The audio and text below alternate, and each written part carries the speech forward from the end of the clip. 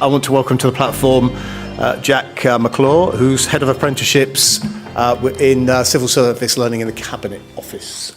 So, Jack, where are you? He's right over there.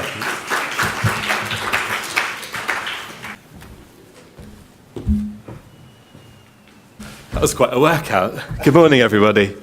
So smugly, I'm the guy that was quite well rested yesterday because I was Skyping into a school governor meeting, so I wasn't at the event last night. So apologies for being perky if you're not feeling too perky.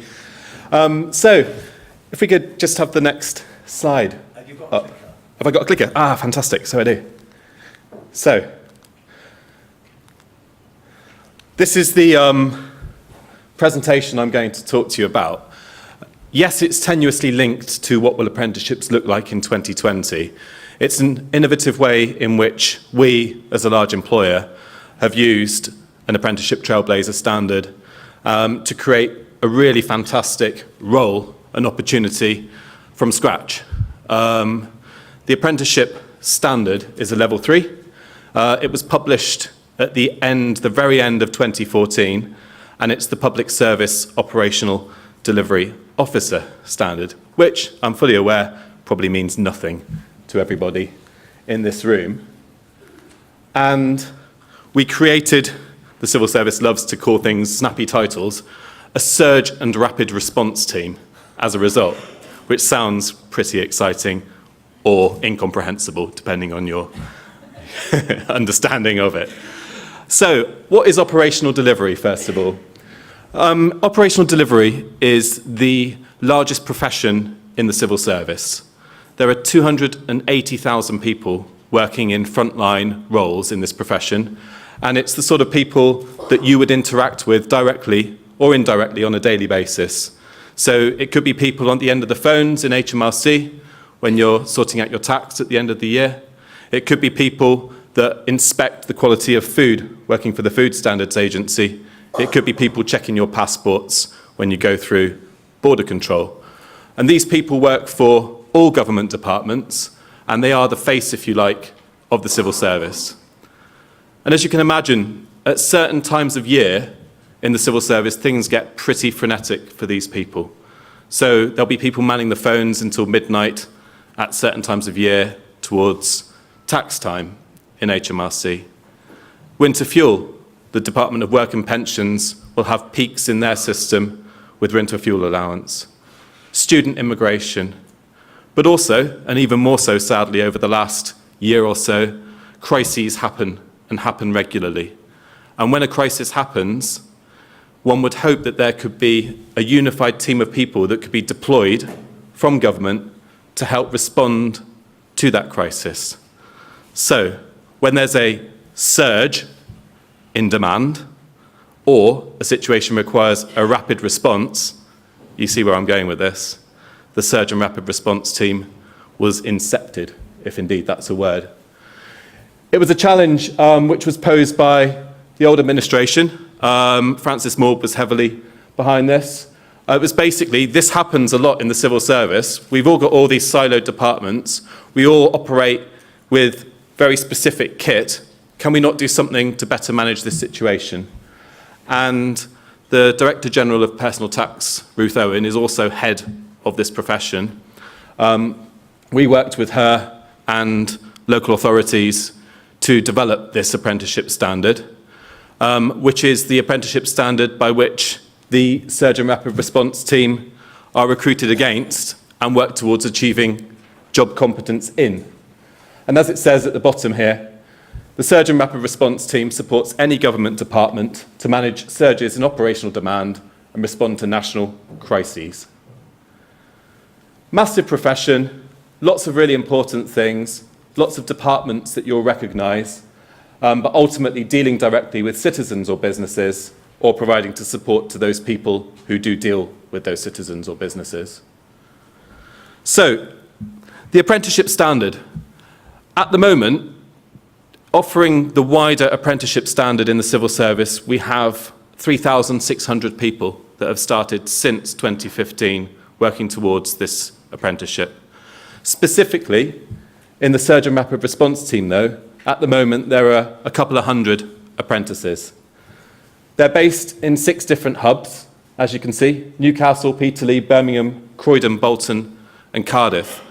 That in itself is pretty innovative. So if you imagine at the time, these buildings were very much government estate, but anyone that's ever worked in or around or with the public sector will know IT isn't brilliant unless you're lucky and you work in Cabinet Office and you have a Mac, like me.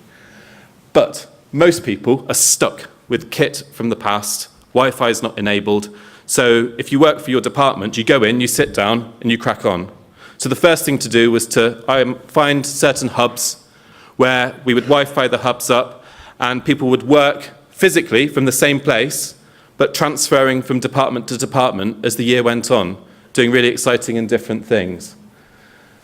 Also, the contracts are different.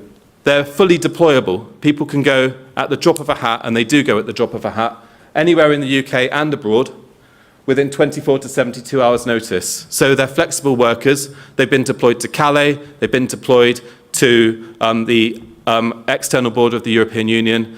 They've been deployed to spend 3 weeks in a hotel in London, working for the Foreign Office, manning the calls when there was the crisis in Tunisia. And when deployments are away from home or last longer than 3 months, then the changeover of staff is put in place to avoid the length of time people have to spend away. The principle is the same as an apprentice, 16 or over, but of course this type of existence isn't for everybody, but you can imagine the sort of passionate and inspirational apprentices that really fancy doing this sort of work are in role. Within the apprenticeship standard, there are 2 qualifications that have to be achieved as part of the gateway process towards the endpoint assessment, and they are level 2 and 3, so an award and a diploma respectively, which are awarded by City and Guilds, and inevitably portfolio-based towards working towards the endpoint assessment. So far, and over the last few weeks, people have been passing, 100% pass rates, which is a phenomenal achievement.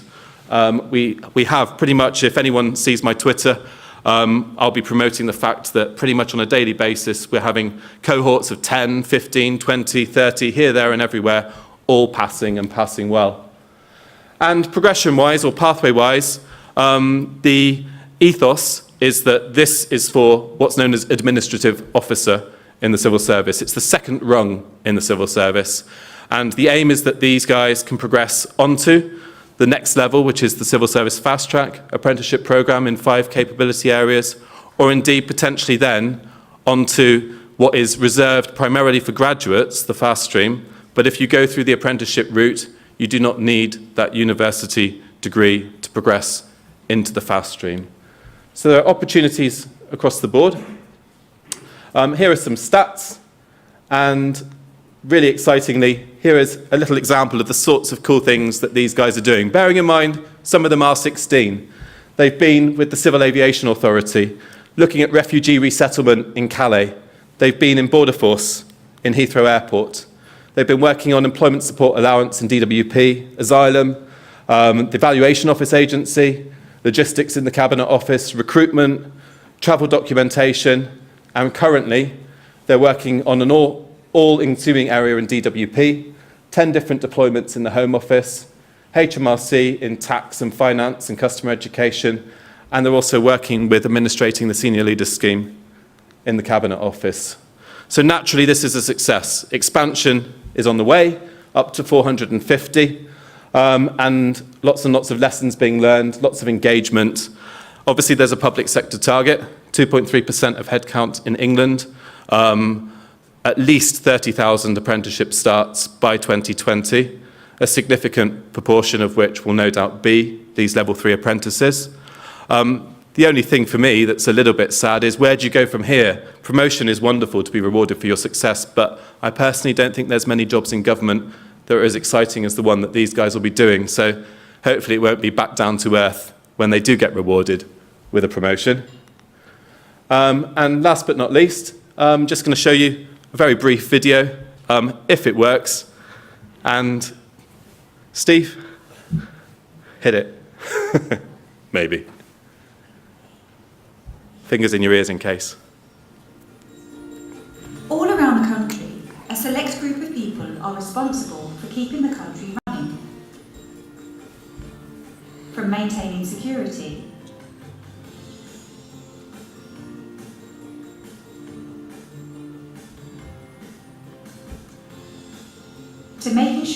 food is safe to eat.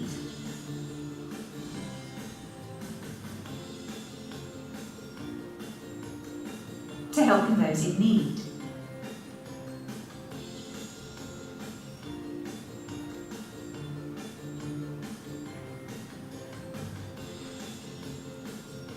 They make a difference to millions of lives every day. And if you're aged 16 or over, we'd like to invite you to join them. The civil service run apprenticeship schemes all around the country, opening the door to a wide range of career opportunities.